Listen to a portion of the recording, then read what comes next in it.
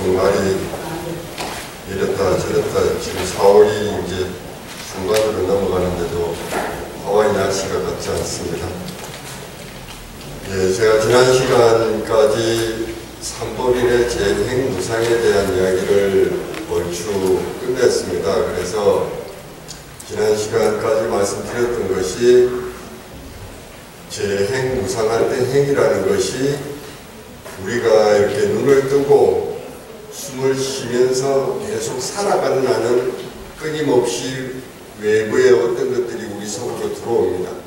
흔히 그걸 우리가 감각이라고 부르고 그 감각을 통해서 들어왔던 모든 것들을 이렇게 저렇게 비슷한 것끼리 공통적인 것끼리 서로 다른 것끼리 나누어서 구분하는 것이 불교에서의 행위고, 그렇게 나누고 구분하고 또 끊임없이 계속해서 새로운 것들이 들어오는 것이 있기 때문에 결국은 이 재행무상의 행위라는 것이 딱 이렇게 고정되어 있는 것이 아니라 계속 바뀌어져 나가는 것을 불교에서는 무상이다라는 표현을 썼다라는 말씀을 드렸습니다.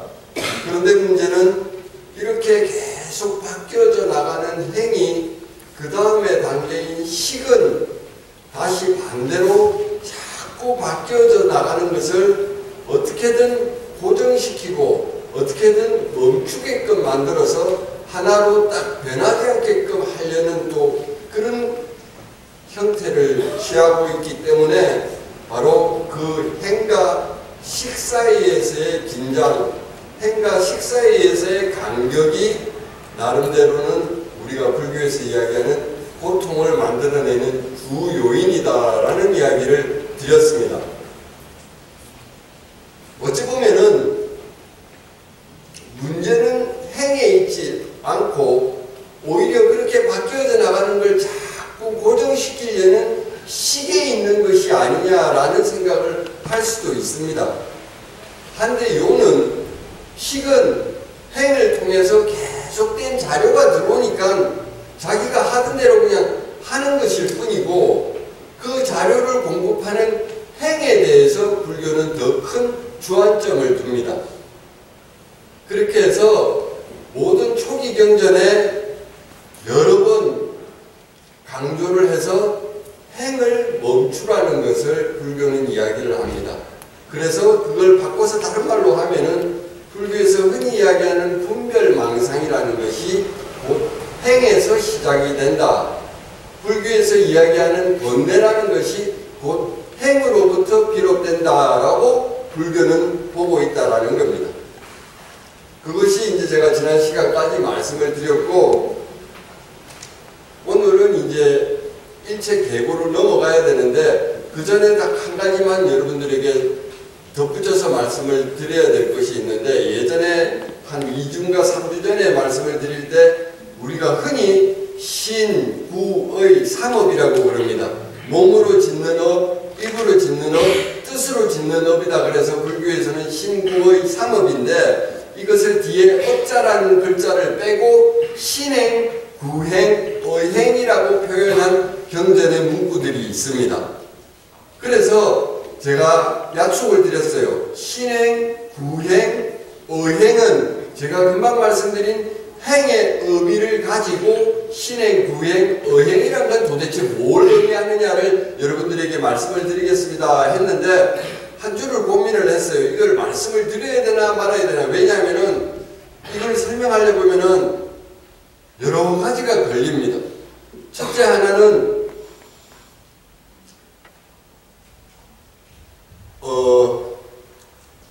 서양 철학의 데카르트라는 중요한 인물이 한 사람이 있습니다. 이 사람의 등장으로 인해서 비로소 서양 철학은 중세를 마무리 짓고 근세로 넘어가게 되는 출발점으로 삼는 사람이 있는데, 이 사람의 이야기 중에 한 가지가 굉장히 아직까지도 논란의 중심에 서 있고, 지금 여기 앉아 계신 여러분들도 은연중에 그 사람의 영향을 지극히 받아 있다라고 말씀을 드려도 과언이 아닙니다. 뭔 이야기냐면 그 사람은 우리의 정신이라는 것과 우리의 육체라는, 혹은 우리가 생각하고 판단하고 사고하는 우리의 정신적 세계와 물질적 세계를 두 가지로 완벽하게 나누었습니다. 그래서 정신적 세계가 따로 있고 육체적 세계가 따로 있다라고 이 사람은 이야기를 합니다. 그 사람의 이야기가 이제 거진 한 300년이 지났는데 그 300년 동안 계속 이 문제를 가지고 실험을 합니다. 이 두 설명을 가지고 이야기를 하다 보면은 뭔가 명확하게 맞아떨어지는 것이 있는 반면에 또 설명 안 되는 여러 부분들이 있어요. 이 부분들을 해결하기 위해서 나름대로 여러 가지 이야기들이 나오는데 이래 되면 또 이야기 다 하게 되는데 아무튼 막 이야기들이 길어집니다. 그 다음에 이런 부분들을 해결하기 위해서 또 다른 나름의 사람들이 행동주의라는 것을 주장하는 사람들이 있습니다. 뭐냐 그러면은 쉽게 말해서 지난번에도 한번 말씀을 드렸습니다만 여러분들의 생각, 여러분들의 느낌, 여러분들의 감정은 주변의 다른 사람들이 몰라요. 다만 그냥 외향적으로 볼 때 나름대로 막연하게 이해는 할 수 있을지라도 속속들이 우리 속마음을 몰라요. 우리 흔히 이야기를 하지 않습니까? 10개를 물속은 알아도 한 개 사람 속은 모른다고. 우리가 무슨 생각을 하고 있는지, 우리가 무슨 감정을 가지고 있는지, 우리가 무슨 느낌을 가지고 있는지는 나 외에는 다른 사람은 모른다 이겁니다. 그래서 행동주의라는 게 뭐냐 하면은 이 모르면은 내가 가지고 있는 생각을 남이 전혀 알 도리가 없다면은 우리가 어떻게 의사소통을 하고 우리가 어떻게 뭔가를 공유하고 같은 사람끼리 같은 언어를 쓰는 사람끼리 이해를 하고 납득을 한다라는 말이 성립이 안 되는 거예요. 자, 이 간격을 메꿔야 돼요. 이 간격을 어떻게 메꾸느냐? 쉽게 말해서 누가 지금 화가 막 났어요. 어떤 일에 화가 나면은 얼굴이 울그락불그락되고 두 눈이 둥그랗게 떠지고 목에 핏대가 막 서고 온몸이 부들부들 떨리고 입에서는 막 이제 금방 쌍욕이 막 나올 것처럼 입이 실룩실룩하고 결국에 가서는 뒷골 잡아 당기면서 혈압 이거를 행동으로 했을 때 우리 주변에서 그거를 보면서 우리가 어떻게 합니까? 저 사람 되게 화났구나. 저 사람 열받았구나. 저 사람 완전히 뚜껑 열렸구나 하는 걸 알게 된다 이거예요. 즉 우리가 하는 아무도 모를 수 있는 우리의 의식, 우리의 감정, 우리의 느낌이 바깥으로 표출되는 우리의 행동에서 찾아질 수 있다라고 이 간격을 메꾸려는 일련의 노력들이 있었습니다. 이거를 다 설명을 쭉 드려야 되는데 그래서 신구의에 행을 붙인 신행구의행에 대한 설명은 제가 일단 빼버리려고 합니다. 정 이게 듣고 싶으신 분은 개인적으로 저한테 말씀을 해주세요. 그러면은 특강료 150불 받고 한 분에 딱 한해서 개인적으로 말씀을 드리겠습니다. 제가 이렇게 찍어가면은 매주 일요일날 오후에 가면은 이제 집사람하고 오후에 조금 한가한 시간에 앉아서 이 컴퓨터로 찍은 걸 봐요. 그러면은 한 번도 오늘 많이 잘했네, 오늘 착착착착 아이가 맞게 잘했네 하는 걸 하지 않고 매번 잔소리를 해요. 그래서 지난주에는 다음 주부터 네가 가라 내가 주스님한테 전화를 할 테니까 이제는 하윤진이하고 김수정이 이제 설법 할 거라고 내가 말씀을 드릴 테니까 네가 가라 이렇게까지를 했는데 지난주에도 저 다른 면은 농담을 한다고 농담을 했는데 반응이 없다 이거예요. 그게 바로 네가 농담을 하면서도 표정이 그대로 있으니 사람들이 농담을 하는지 진담을 하는지 무슨 소리를 하는지를 알 길이 없으니 그래 되는 거지. 좀 제대로 표정도 바꿔가면서 뭐 어쩌라 하고 또 잔소리를 하는 거예요. 그래서 또 지각해서 잠깐 싸웠는데 사실은 그래요. 예전에 우리 가게에서 일하는 웨이트레스하고 언니 동생 하는 손님이 와가지고 밥을 먹었어요. 밥을 먹고 계산을 하고 팁까지 다 계산을 했어요. 그런데 나가기 전에 테이블 위에 돈 10불이 딱 걸려져 있는 거예요. 그 이제 지나가다가 저는 생전에 들으신 분들도 있을 거예요. 신라원 사장 절대 묻지도 안 하고 인사도 안 하고 말도 안 하고 저래가 어떻게 장사하는지 알다가도 모르겠다 하고 저를 욕하는 사람들이 참 많은 걸 제가 알고 있는데, 그날은 또 무슨 마음이 생겼는지 또 가서 계산 다 하셨는데 여기 10불 놓으신 거는 외출해서 안 보게 저를 살짝 주셔야지 제가 가지지, 외출해서들 다 보면 이거 외출해서들한테 뺏깁니다. 이렇게 저는 농담을 했어요.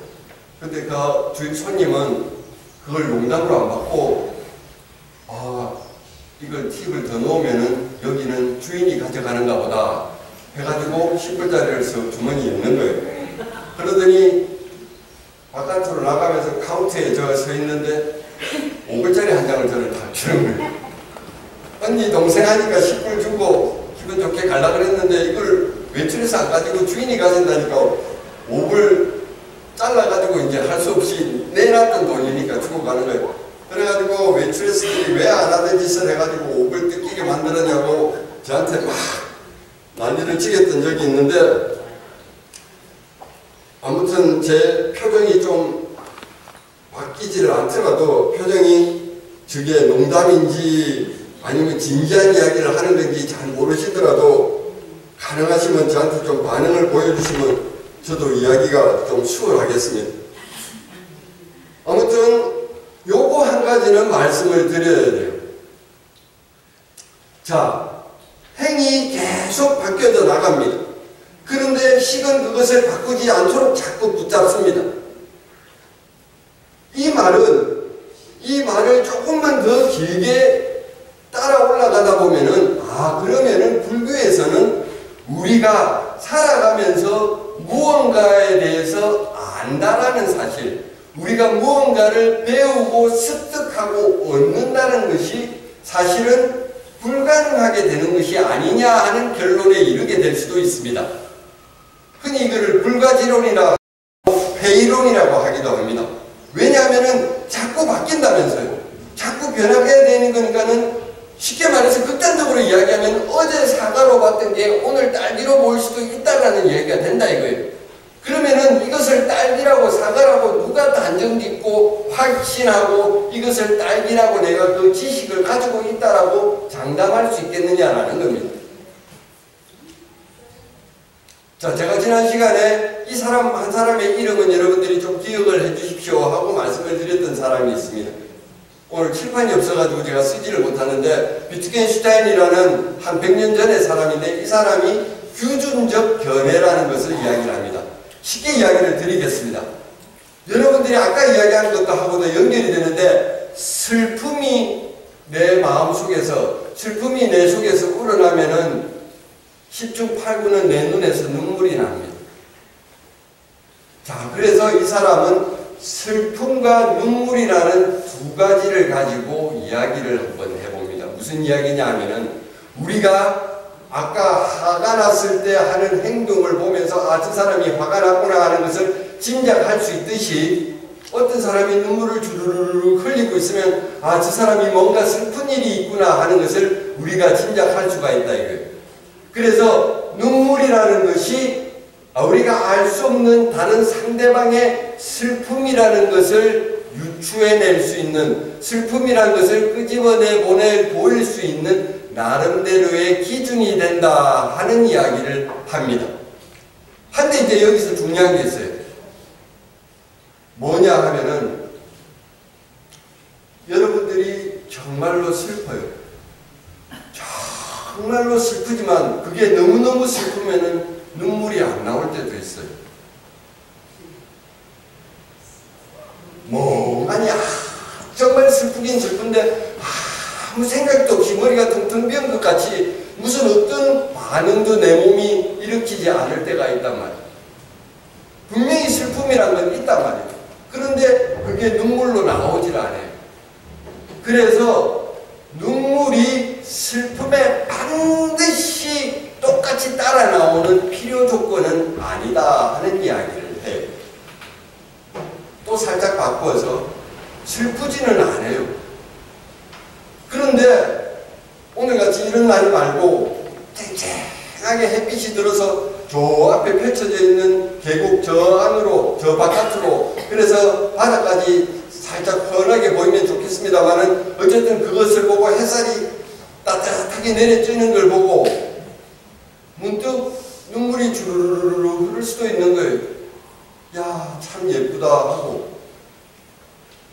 슬픔은 하나도 없는데 너무 기뻐서도 눈물이 날 수도 있는 거예요. 그래서 슬픔이라는 것이 충분 조건도 아니다. 눈물이라는 것이 슬픔의 충분 조건도 아니다. 이래요. 그러면은 눈물이 슬픔의 필요 조건도 아니고 충분 조건도 아니라면 이 말은 뭘 의미하느냐 하면은 눈물을 보고 슬픔을 딱 확정 지을 수 있는 필연성이 이 둘 사이에는 없다 이거예요. 이게 비트겐슈타인이라는 사람이 말한 규준적 견해라는 거예요. 제가 이 말씀을 왜 드리느냐, 우리가 일상을 살아가면서 우리 속에서 우리 의식 속에서 불교가 이야기하는 색수상 행식이라는 이 과정을 통해서 배우고 경험하고 습득하고 답습해가면서 살아가고는 있어요. 큰 무리 없이 살고 있단 말입니다. 그게 앞서 말한 눈물을 보면서 슬픔을 짐작하는 그 정도의 수준은 되는데 이게 언제든 어느 때든 누구한테든 틀림없이 맞아떨어지는 진리는 아닌 것처럼 앞서 눈물이 슬픔의 필요 조건도 충분 조건도 아닌 것처럼 이 미묘한 간격이 있다 이거예요. 가게를 하다 보니까 머리 아픈 게 뭐 한두 가지가 아닙니다만은 그릇이 볼을 정말 신경을 쓰게 만들어요. 사기 그릇을 사다 놓으면은 깨끗하긴 한데 매번 이빨이 나가버려요. 이게 웨이트레스가 깨기도 하고 손님이 깨기도 하고 또 이제 저희는 디시워셔 기계가 있는데 기계를 돌리다가 기계 안에서 서로 부딪혀가 깨지기도 하고 감당을 못하겠어요. 그러면 또 플라스틱을 사다 놓는단 말입니다. 깨질 염려는 없어요. 근데 이게 디시워셔가 무려 160도의 뜨거운 물을 쏟아가지고 그릇을 씻으니까 이게 한 달이 안 가서 이 플라스틱이 쩍쩍쩍쩍 달라붙어요. 코팅이 벗겨지니까. 그러면 손님들 설거지 잘못했다고 막 태박을 놔요. 그럼 또 그릇을 바꿀 수도 없는 거고 참 골치 아파요. 그래가지고 뭐 하다가 그 이름을 지금 모르겠는데 강화유리라고 우리 자동차 앞유리판처럼 유리를 구워가지고 그런 접시를 만든 게 있어요. 이 하와이 총구석에 또 그것도 없어요. 온 사방이 하와이 전체를 뒤졌어요. 한 100개가 필요한데 30개도 못 구했어요. 할 수 없이 컴퓨터로 인터넷에서 막 뒤져가지고 이제 그거를 사다가 지금은 쓰고 있는데 잘 깨지지도 않고 깨지긴 물론 떨어뜨리면 깨지는데 막 사기 그릇처럼 이빨이 나간다거나 그런 일은 잘 없고 뭐 플라스틱처럼 쩍쩍 달라붙지도 않고 어쨌든 이게 유리를 구워가지고 만들어져 나왔는데 제가 이야기를 왜 드리냐면은 요 접시를 한 100개를 차곡이 쌓아놔 보니까는 그게 딱딱 맞아 떨어지지가 않아요. 어떤 기계에서 분명히 찍어냈을 건데 이게 유리가 아마 이제 식으면서 그 미묘한 온도차에 약간 이렇게 휘어지는가 봐요. 그러니까 그냥 쭉 펼쳐놓고 보면은 표시가 안 나는데 이걸 쌓아놓으면은 요것들이 간격이 보여요. 아, 요게 제대로 잘 안 맞구나. 이게 다 똑같이 만들어져가 규격도 모양도 똑같은 것 같은데 요걸 쌓아놓고 보니까 요런 차이가 발생되는구나 하는 것을 알게 되더라. 앞서 말씀드린 대로 행에서 식으로의 전환은 바로 그런 식의 문제를 발생을 시키는데 그거 자체가 수월하고 단순한 문제는 아니다라고 보는 게 사실은 불교적인 입장입니다.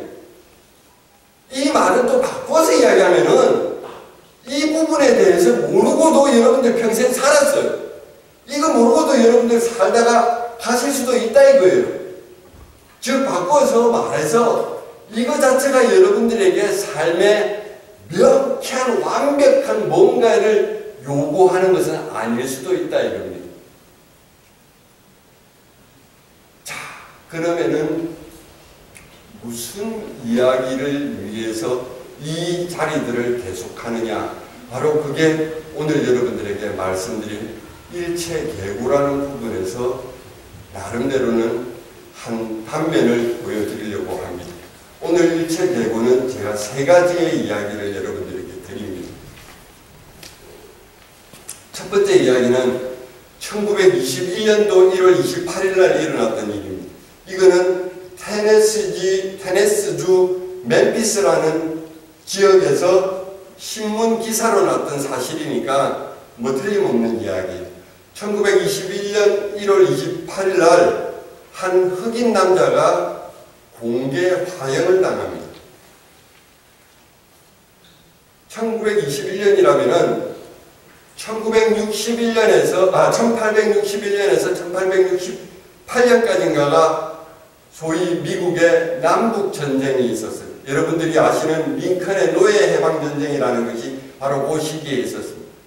그리고 그러한 시기를 겸해서 뭡니까? 미국 전체에 있던 흑인이 이제는 노예 상태에서 해방이 되고 똑같은 선거권을 가지고 자기가 공직에도 출마할 수 있는 그런 길이 열리게 되는 그러한 시기가 바로 그 당시에. 그런데 그런 것을 인정하고 받아들이지 않는 사람들이 있었어요. 바로 백인들이죠. 특히나 남부에서 노예 해방을 반대했던 남부 사람들에게 있어서 흑인이 선거를 해?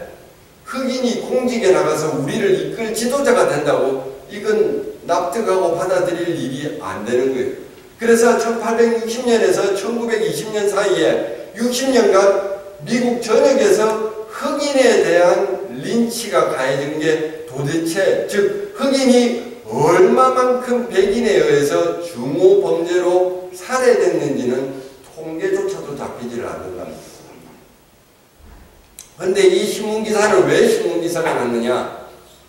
바로 헨리 롤이라는 흑인 남자가 자기 전 주인인 농장 주인하고 농장 주인의 딸을 죽였다는 혐의를 받고 경찰에 체포를 돼가서 가다가 열차 안에서 건장한 남자들에게 납치를 당합니다. 경찰이 아니에요. 그 납치를 한 사람들은 용감무상하게도 방을 붙입니다. 어디서 몇 월 며칠 저녁 6시에 이 사람을 공개 화형할 것이니 와서 구경들 하시오 하고요. 그리고는 그 날짜 그 시간이 되니까는 그 사람이 나무 기둥에 쇠사슬로 꽁꽁 묶여있고 발밑에는 석탄이 있고 석탄 위에는 낙엽이 깔려있고 그 구경을 하러 600여 명의 사람들이 모여 있었다라고 신문기사는 적고 있어요. 불을 세게 피우지도 않았습니다. 석탄에서 낙엽에서 불을 약하게 피워서 무려 그 사람이 죽기까지 1시간이 걸렸다.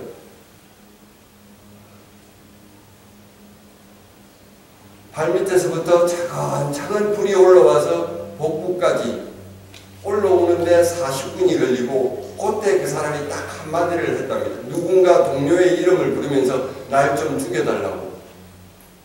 그러자 그 화형식을 하던 사람들이 석유를 부어서 불을 확 질러서 그 사람을 죽게 만들었다.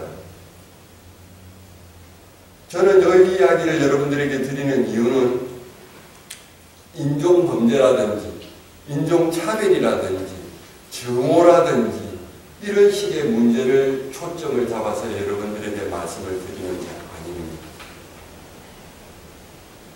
호통이라는 단어를 사전에서 찾아보면은 앞에 싹 빼고 딱 간략하게 정의를 하면은 육체적, 정신적, 유쾌하지 않은 느낌이라고 간략하게 정리를 할 수가 있습니다. 고통이란 건 내 몸에서, 내 정신에서 유쾌하지 아니한 불쾌한 느낌이 고통이라는. 지금 쇠사슬에 묶인 이 사람은 불쾌하다, 유쾌하다는 말조차가 사치스러울 정도의 끔찍한 고통을 당하고 있는데 제가 말씀드릴 포인트는 그거를 600명은 유쾌하게 구경을 하고 있다는 사실입니다. 우리가 흔히 이야기하자는 건너 불구경이라고. 강 넘어서 불이 오지는 않을 거고 유쾌하게 남은 불이 나서 발을 동동동동 굴르고 혹은 그 안에 갇혀 있어가지고 죽을지 살지 모르는 그 위급한 상황에서도 아이고 저 강 건너에 불 났네 하고 우리는 아무런 느낌 없이 무관심하게 들여다볼 수도 있다.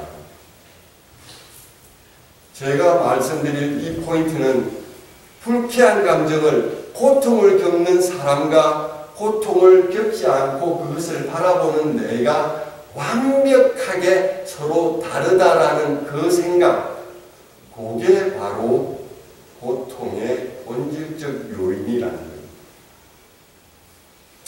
2006년도에 색다른 재판이 하나 열렸습니다. 미국이었습니다. 어느 미군 기지에서 사고가 나서 병사들이 두세 명이 죽었어요.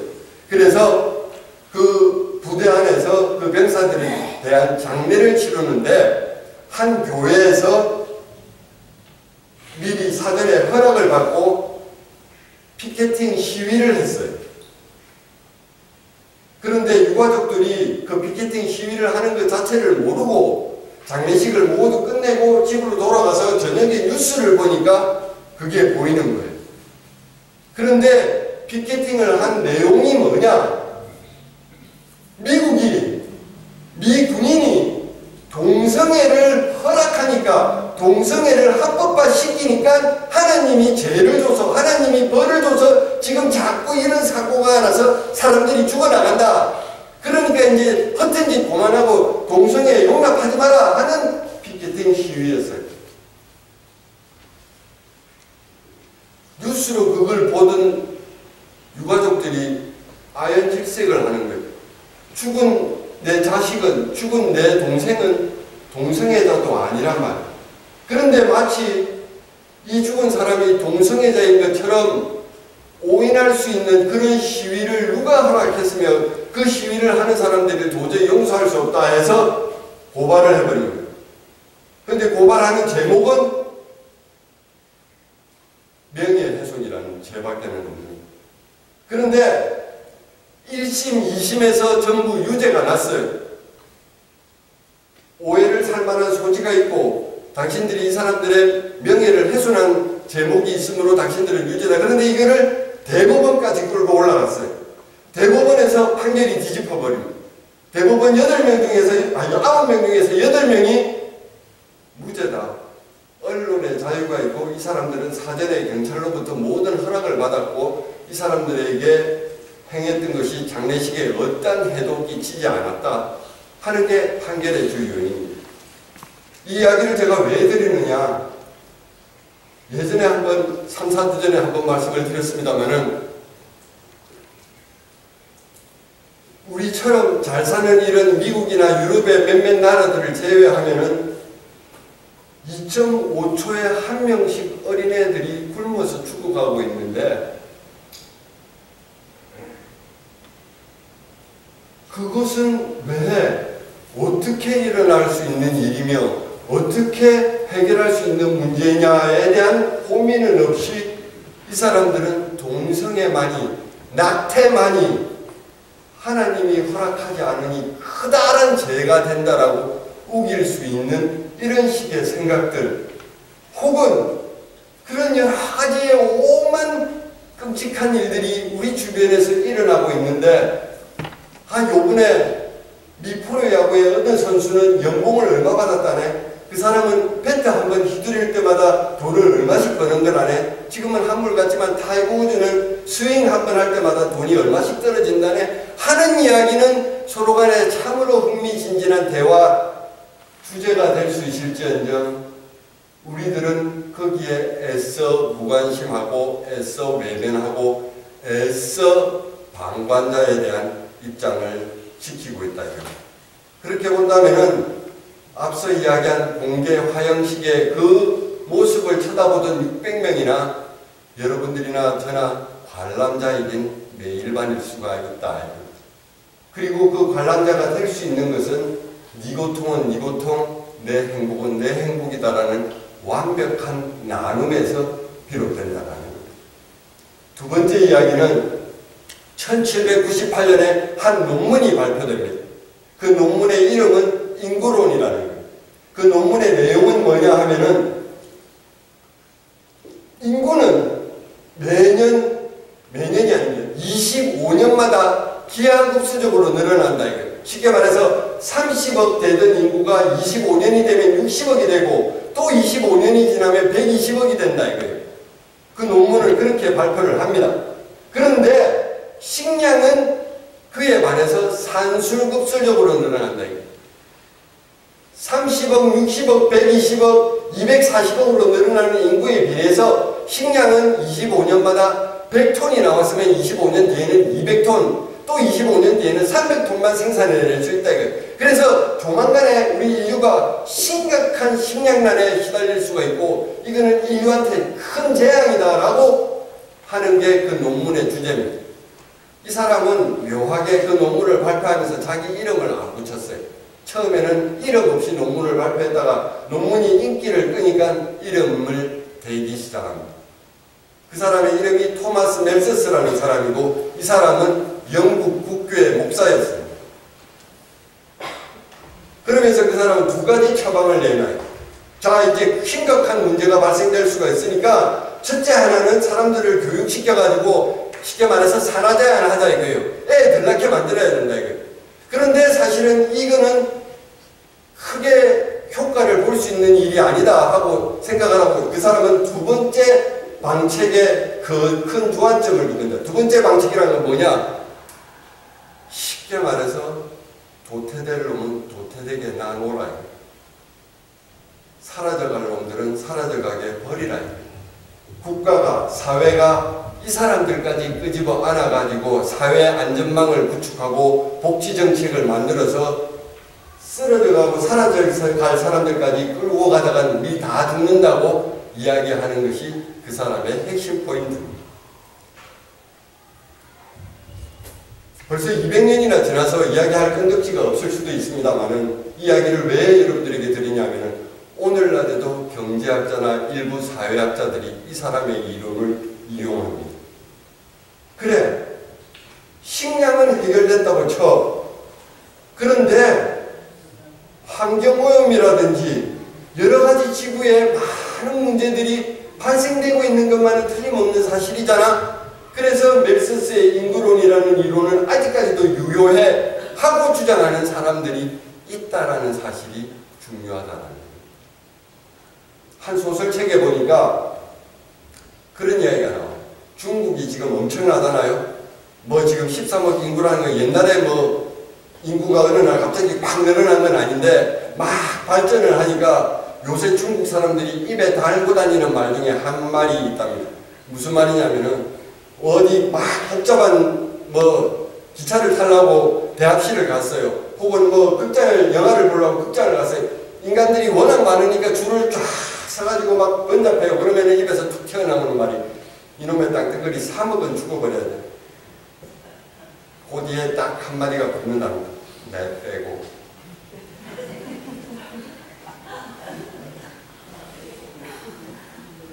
사라져야 할 사람들, 도태돼야 될 사람들, 남아서 지속 가능한 번영을 누려야 될 사람들을 나누는 그 순간에 우리는 고통에 빠지는 거라는 이야기를 드리고 싶습니다. 나머지 한 가지 이야기는 얼마 전에 한국에서 두 영화가 굉장히 큰 인기를 끌었다고 해요. 지금 하나는 계속 상영 중이고 하나는 상영이 끝나서 저도 여기 얼마 전에 DVD 빌려서 봤는데 하나는 변호인이라는 영화고 하나는 또 하나의 약속이라는 영화예요. 보신 분도 계실 거고 뭔 이야기 하는지 모르시는 분들도 계실 거고 한날 DVD 가면은 그 보든 안 보든 별반 차이 없는 연속극만 쫙 빌려서 보지 마시고 한번 빌려다 보세요. 하나는 변호인이라는 영화는 국가 권력이라는 것에 관한 영화고 또 하나의 약속이라는 영화는 자본 권력에 관한 이야기다라는 생각을 제가 해봤어요. 그 뭐 이야기의 내용은 말씀을 안 드리겠습니다. 그 두 영화가 하나는 생각지도 않은 히트를 쳐서 유명해졌고 하나는 그냥 조용히 있다 영화인데 어디서 바보짓을 해가지고 영화 홍보를 하는 바람에 영화가 지금 히트를 하고 있대요. 처음에는 상영관도 못 구해가지고 쩔쩔쩔쩔 매다가 지금 막 관객들이 들이닥치니까 부랴부랴 뒤에 막 영화를 다시 보는 극장들이 생겨날 정도라고 합니다. 그 생각을 해봤어요. 국가 권력이라는 것과 자본 권력이라는 것은 우리가 살아가면서 우리한테 지대한 영향을 끼치는 두 가지 거대한 권력입니다. 그런데 윤리학에서 이런 이야기가 있어요. 여러분들 아실 거예요. 공리주의라는 주장에서 최대 다수의 최대 행복이라는 원리를 주장하는 사람들이 있습니다. 모든 선, 모든 좋음이란 것, 우리가 인간이 어떻게 정치를, 제도를, 사회를 진행시켜 나가야 되느냐에 대한 중요한 한 가지 원리가 있다면 그것은 얼마나 많은 사람들이 얼마나 행복을 느끼면서 살게 되느냐를 만들어내는 것이다 라고 주장하는 사람들이 바로 그 사람들이에요. 그 원리를 국가 권력과 자본 권력이라는 우리한테 지대한 영향을 끼치는 이 두 권력한테 한번 붙여보자 이겁니다. 그러면은 오늘날의 국가 권력이, 오늘날의 자본 권력이 우리를 얼마나 더 많은 사람들을 행복하게 만들어 주려고 애쓰면서 진행되고 있는가를 우리가 한번 물어볼 수도 있다 이겁니다. 이 두 가지를 딱 싸잡아서 이야기할 수 있는 한 가지 좋은 예가 있어서 이제 마지막 이야기로 여러분들에게 드리려고 합니다. 1914년에 1차 세계대전이 터집니다. 지난번에 한번 말씀드렸는데 유럽은 1850년, 1860년부터 시작해서 엄청난 미술, 음악, 문학, 철학, 종교 할 것 없이 엄청난 사상적 발전을 이룩하는 짧은 시기가 있어요. 그걸 흔히 사람들은 제3의 계몽시대라 이야기를 하는데 이게 1914년 1차 세계대전이 뻥 터지면서 이 사람들의 환상이 확 깨집니다. 이 이야기를 지금 드리는 것은 1914년 1차 세계대전을 이야기를 드리는 게 아니고 여러분들도 아시다시피 미국은 1차 세계대전 처음부터 참전을 안 해요. 대신에 여러분들도 잘 아시는 JP 모건이라는 금융회사가 영국과 상대로 돈놀이를 합니다. 속된 말로 하면 돈놀이고 점잖게 말하면 민간 차관을 줍니다. 왜? 전쟁을 하니 돈이 필요하고 전쟁을 하니 공장을 돌려가지고 물건을 만들어낼 수 없으니까 사들여야 될 거 아니에요.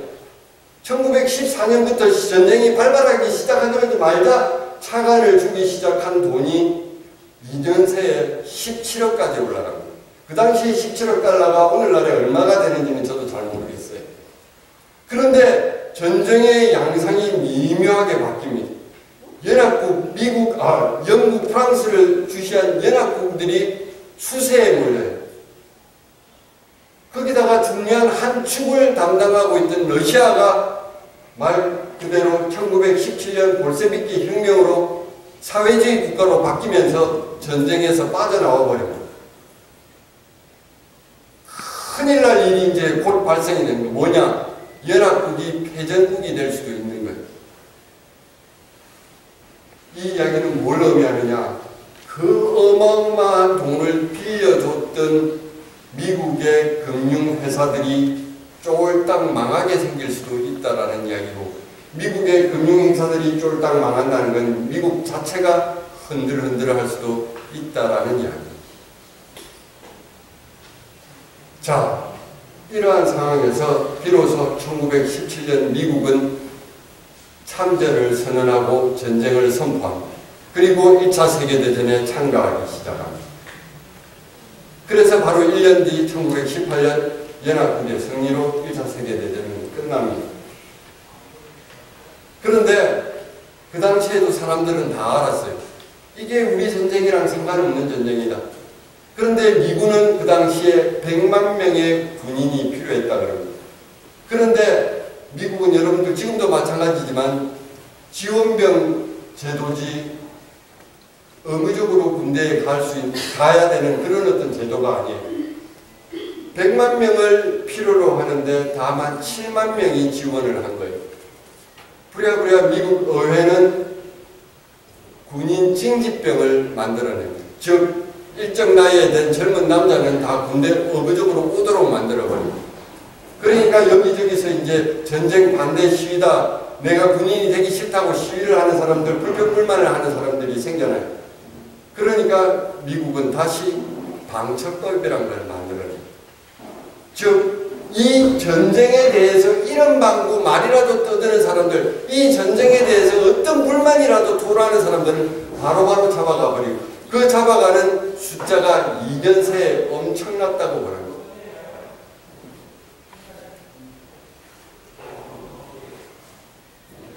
즉 같은 땅에 사는 젊은이들의 목숨을 아마 돈 때문에 전쟁으로 몰아내는데 어떤 주저함이나 망설임도 없이 감행하게 되는 것이 국가가 여겨요. 그리고 거기에는 달라붙게 항상 뒤따르는 거대한 자본 권력이라는 것도 있다라는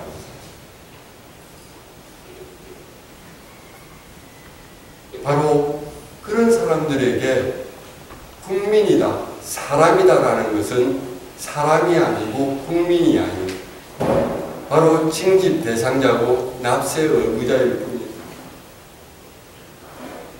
바로 하나의 존재가 하나의 존재로서 고스란히 온전히 그 가치를 보여주는 게 아니라 하나의 자기한테 필요한 대상으로서 비춰진다는 사실입니다.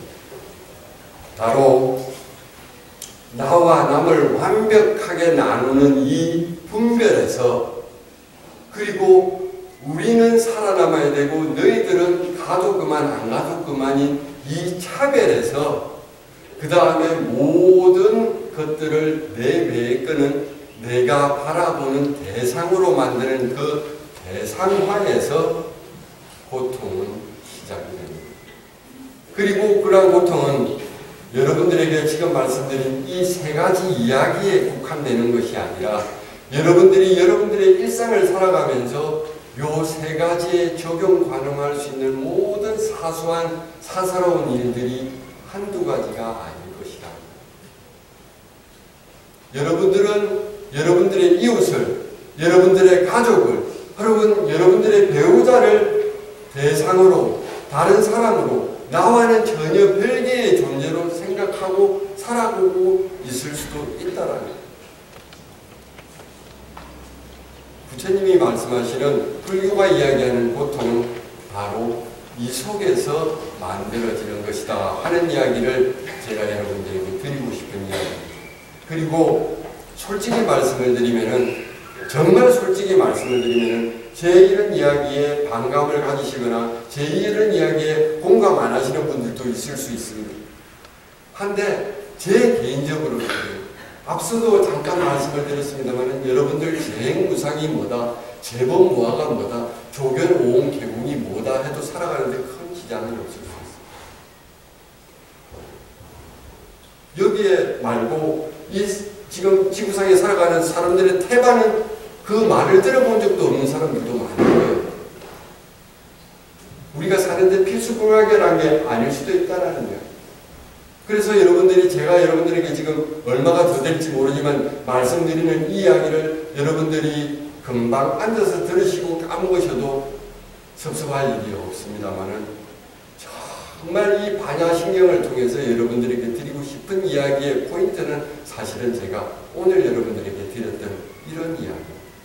그리고 바로 그런 이야기는 여러분들 삶 속에서 금세 나름대로 어떤 식의 실질적인 예증들이 여러분들에게 맞닥뜨릴 수가 있을 수 있다라는 것.